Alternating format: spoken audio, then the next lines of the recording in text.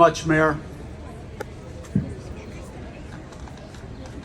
As the mayor said, my name is Christopher Sands.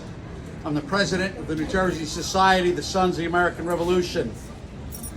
And I will just give some short remarks concerning the Battle of the Short Hills. A strategic overview. After General Washington beat the British at Princeton and moved to Morristown, the period from early January through March, the armies fought the Forage War. General Washington moved up to the Middlebrook Cantonment and was attacked by the British. On June 9th, General Howe began moving troops from Staten Island to Perth Amboy. 11 June, almost his entire army moved up the roads along the Raritan River to New Brunswick. General Washington's intelligence reports indicating General Howe had left behind equipment needed for crossing the Delaware and was unlikely to be heading towards Philadelphia. General Washington, as a precautionary measure, called out the militia in southern New Jersey.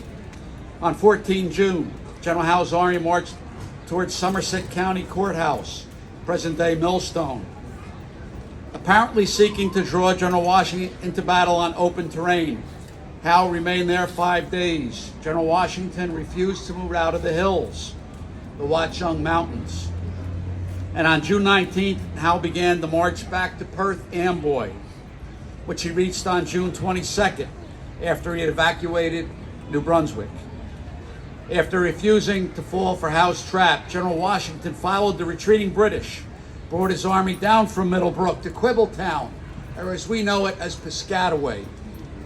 He sent a strong forward detachment under Brigadier General William Alexander, also known as Lord Stirling, to Scotch Plains area north of New Brunswick to cover his left flank and to harass the British.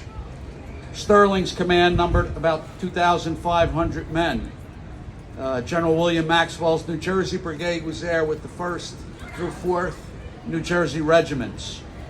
Howe took advantage of Washington's movement and launched a sudden attack against Lord Stirling's position that was meant to devastate Stirling's forces. Howe cut off Washington's retreat to Middlebrook and engaged the Americans in a pitched battle on relatively open terrain. At 1 a.m. on June 26, Howe marched 2 columns of troops out of Perth Amboy. The first column, under the command of Lieutenant General Charles Cornwallis, marched for Woodbridge.